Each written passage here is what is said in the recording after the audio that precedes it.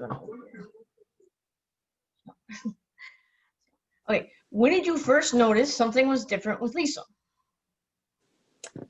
Well, it's hard to pin down. I was thinking about this before we started, and maybe you know, when you stop talking, except to myself and to Grandpa, um, that, but I didn't know if it was related to, the difficulty of the divorce and, the tension and the stress that surrounded that I tried to shield you from it, but it was, no matter what was going on, you could sense that something was not good Mm-hmm. that was happening. And so I wondered then, but I wasn't sure.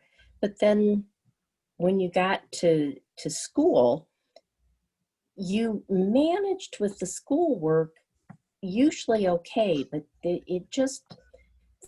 things just didn't seem to connect real well for you, and you struggled making friends and interacting with the other kids. And I remember every year, starting even in kindergarten, Robert, I don't know if you remember him, but he was at your daycare and was your I kindergarten think so. teacher. He and I talked for a very long time about whether it made sense or not to have you repeat kindergarten. And all of, the years after that, first and second grade, that was a conversation at the end of the year. It was like you were always what I always called a borderline kid, that every test that you took to try to determine like what was going on with you and things, it was borderline negative many times. And so my question always was, well, if everything's borderline negative, doesn't that tell you there's something going on? And the doctors would always say, well, probably, but there's not enough here for us to put anything together. And this was, 47 years ago, when you were born, and things were so different then, that it really wasn't, well, as you got older, and things became more difficult for you and for me to understand what was going on. I guess I knew by the time at least you were in second grade that there was something that was different, that there was something that wasn't wired quite the same way with you as it was with other kids. But I couldn't tell you what it was. I didn't know anybody else that had a child like you. I loved you to death. Everybody that knew you did. But there was something that was different, and we didn't know what it was.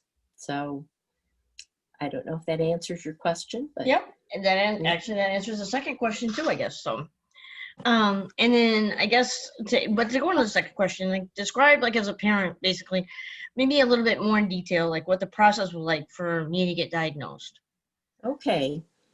But a lot of it was centered with medical doctors initially, and there was some issues with with you physically, some incontinence issues and things that we were seeing doctors about, and other things too. Your lack of small motor skills, and things like that. And in fact, when we were in Houston, we moved there when you would have been going into third grade in Illinois, but I had you repeat second grade there in Texas. And I think it was a very good decision.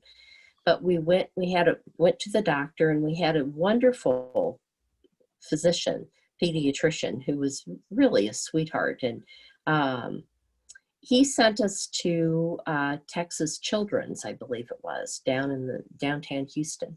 And they did a lot of testing, and including genetic testing. And we had a number of diagnoses, including one that later Dr. Angerly told me was no way was possible. But, that's a whole other subject, is how doctors treat you. But of spina bifida occulta. And genetic testing, that was mainly where a lot of those borderline negatives came into play, that now I think if you had some more genetic testing done, it's so much more sophisticated. I mean, it was just in its infancy back when we had it done back in what that would have been the early 80s. It was, just very different than it is now. But they couldn't really tell me anything, and nobody knew what I needed to do to help you. Nobody could give me any advice. And so it was really frustrating. And then when we were in Oak Park, you came back from living with your dad, and it was such a horrible time. I mean, you were obviously very emotionally disturbed.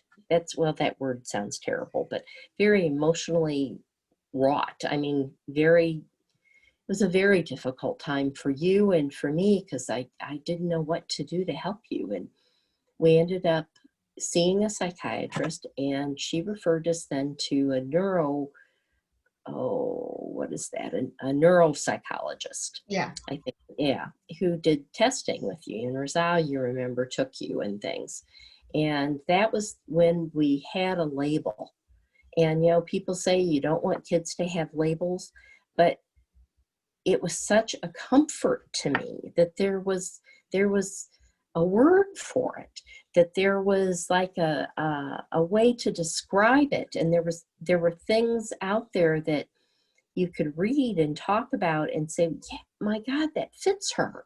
And, oh, I need to be doing this differently, or I need to be doing that differently. And so it was a relief to me. It was still very minimal information. I don't mean to say that they could tell me, I could do this, then this would all be better, because it was very minimal still. But there was a word for it. It was a nonverbal learning disability. And now if you were to Google that, what comes up is more, it's kind of a synonym somewhat for Asperger's, which is, I think, a term that's not used as much anymore. But No, it's high functioning autism high spectrum disorder. functioning, yeah, autism, right. But that was years later, before, all of those things became more apparent. And you were really an adult, I think, before we really were able to understand that you were on the autism spectrum.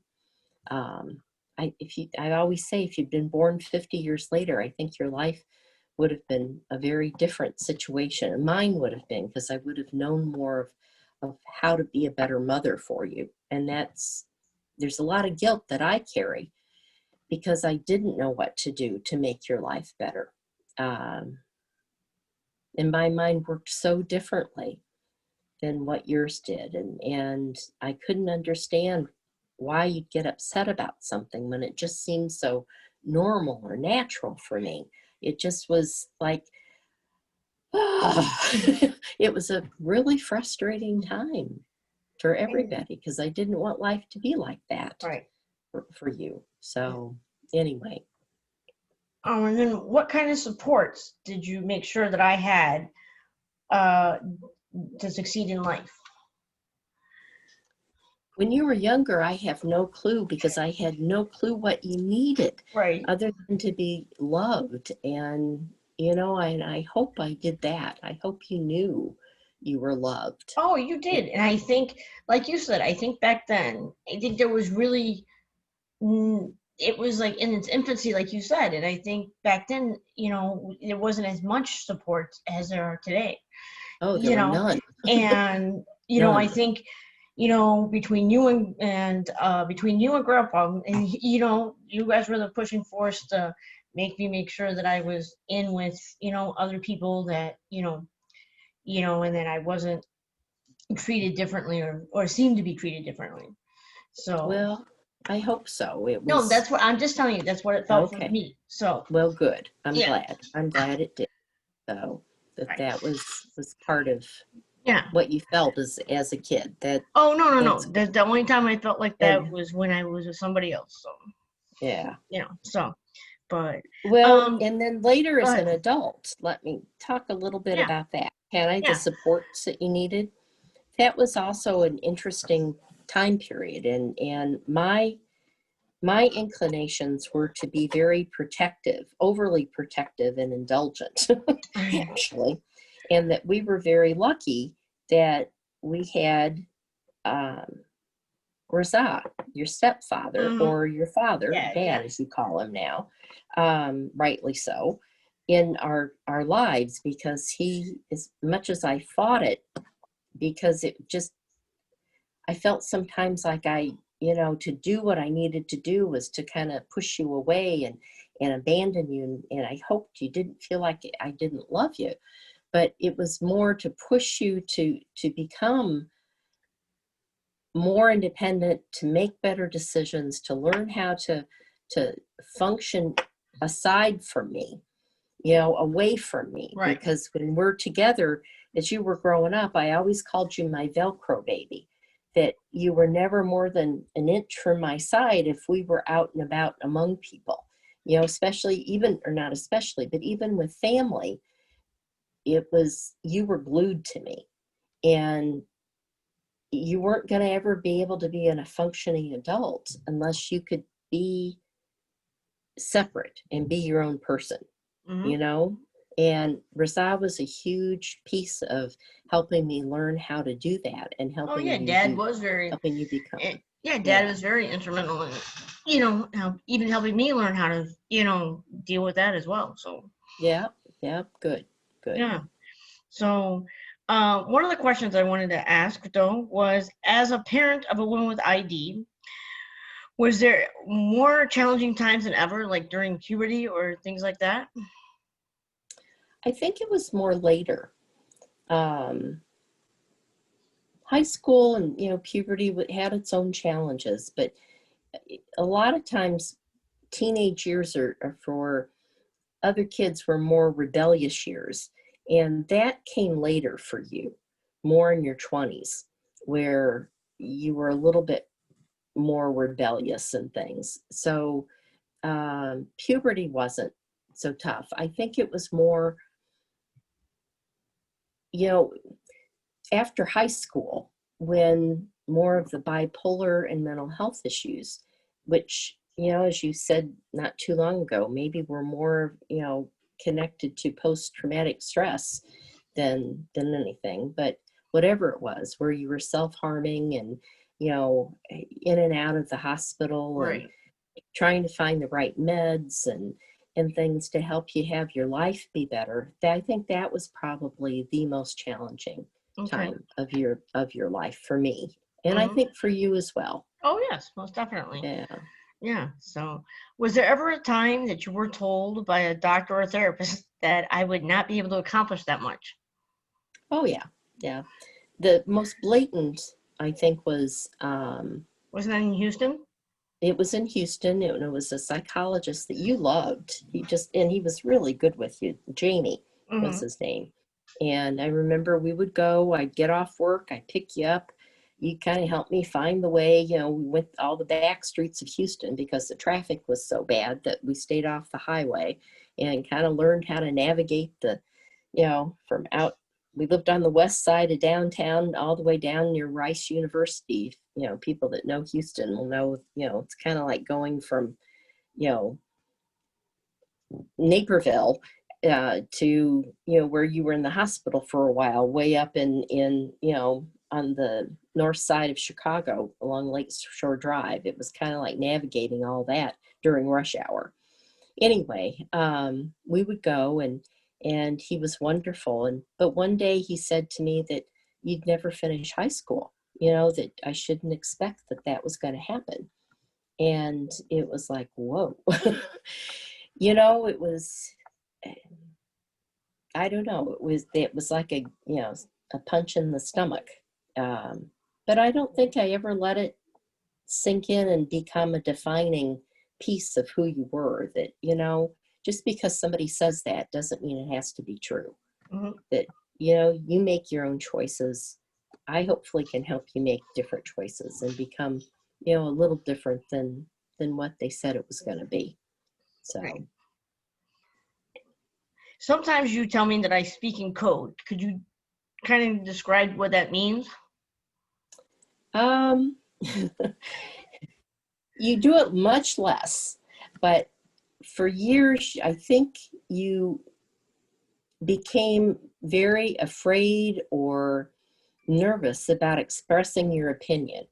And so when I would ask you one thing or another, what would you prefer to do? Or, you would tell me things in a way that I ended up having to figure out and had to interpret. Like I'd say, well, would you rather go to, Cheesecake Factory or Steak and Shake? And, not that they're equivalent, and you would say, well, that'd be fine, but you wouldn't tell me which one you'd rather do. So I'd do one at a time. And both of them, you'd say, well, that'd be fine. And I'd have to kind of look at your nonverbals to help me figure out what you were really telling me. I was trying to think of other examples, and I'm not sure I can come up with them, but, you didn't, many times didn't answer a question with how you really felt about something or what your opinion was. You'd really go into it in a roundabout, in an indirect way. Does that sound like what was going on to you? Yeah, that makes sense. Can you give an example of when you were talking in code? Not really. That's why whenever you tell me, it's like I don't see it. But that's because to me, it's just regular talk to me. That's just, and because Kirk says I do it sometimes too. So, and he notices it. It's where you say something, but you're not quite sure as the person listening, just not sure whether or not, hold on a second. Razak, can you get that? That you don't know for sure who, what it is that you're wanting to convey. Right. Exactly. You have to kind of figure it out like you would a code. Right. Anyway. No, I understand that. Yeah. So, hi, Dad. Oh, okay. It's probably the treadmill we ordered. So I'm going to the treadmill. Is it the treadmill? Yeah. Okay. Can you do it or? Oh, he's going down. Yeah. Oh, good. Okay. All right. I'm glad. So Dad doesn't have to set it up. Well, yeah, he does, but it's heavy, so I think he's going to help him bring it into the house. Oh, that's nice. Downstairs. Yeah, it is. It is. So, anyway. How hard was it to let Lisa move to Evanston? Oh, very hard. Initially, it wasn't bad because you were in Pace. That part wasn't that hard, though I did cry on the way home about leaving me there because you weren't thrilled about being there initially. But I knew it's where you needed to be. I just knew it's where you were going to find life. Mm-hmm. And at that point in your life, you were lost. Right. And, you had so few connections outside of, the family and things. And, I couldn't be your friend and your mom. I needed to be different. I needed to be your mom and really push. So that part wasn't hard. It was harder when you were living in the apartment, after Pace. That was harder. And, yet I knew you needed to be there, and coming home would be a huge step backward for you. Huge step. That Razak was so helpful at that point. I mean, he was the one that knew too, that if you were ever going to be an independent woman, we had to do this. Right. You had to be further away than just around the corner, living in an apartment here in Sylvania. You had to be further away where you couldn't just come home whenever you wanted. Right. So anyway. So how did you feel when I told you that I was meeting somebody then when we decided to get married? Well, I was tickled that you'd met somebody and really enjoyed getting to know Kurt, and I could tell this was different. I mean, he was solid, he was kind. You could tell he really was good to you, and was really into you, wanted to have that relationship and cared about your feelings, and that it was mutual. And then when you told me you wanted to get married, the only concern that I had that led to, you know, like the commitment ceremony was that we didn't want anything to negatively impact, you know, the benefits you received. And as we've learned, you know, it probably wouldn't. And at some point, you know, a real wedding would be fine with us. Mm-hmm. But we felt pretty comfortable at that point in your life that you'd found somebody that you two did an extremely good job and were very mature, I thought, in how you approached a relationship. You weren't a little kid anymore. You had grown up. You had finally, you know, you were in your 30s, and it took till you were in your 30s to get there, but you were finally at a place where you could put another person in your life and care about their well-being as much as you cared about your own, and that it was obvious he was there too. You know, that it was true. It was obvious, I guess, to anybody that knew you that you really loved each other. And it was a comfort to me, to be honest. It didn't upset me at all. And I felt it was just a good thing. It was what a woman, you know, her mother always dreams of for her daughter, that she finds a good man that will love her and give her a good life. And I feel like Kurt does that. Well, thank you.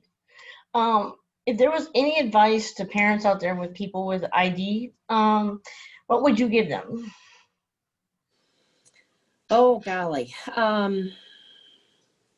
Things are, again, so different now, but yet I'm sure the emotions are much the same. For me personally, I found it was so helpful when I finally met other parents that had a child like mine, and where we could talk about, you know, how we dealt with things and compare notes, and to know you're not alone in the world. You know, that I really felt so alone most of the years that you grew up until we came here to Sylvania, and I met Flo and Chris, parents of two kids that had, you know, very different but similar kinds of issues. And I knew I had people that I could talk to that understood what I was saying for the first time in my life. And you were in junior high at that point. So it'd been a lot of years where I felt like nobody else in the world was dealing with the kind of situation that I had as a parent. So to seek out other people that have been down the road, and to know you're not alone, you're not existing in a bubble, you don't have the strange kid that nobody else has ever seen one like. It's just not true. They're out there, and you got to find them, and you've got to try to seek out help from experts that know what's going on, and don't stop until you find them. And that these days there's more help out there than there ever was, and I'm very grateful for that. Okay. Well, thank you so much for coming on my show today. I really did appreciate it. And then I look forward to having you come on the 16th. Oh, me too, and thank you for having me. Mm-hmm. It was a good conversation, maybe one we should have had even outside of this kind of format. So thank you. I appreciate it, and I really admire all that you're doing, and I'm so proud of you. It makes me cry. So anyway, thank you, sweetie. Thank you, Mom. Hold on for a second.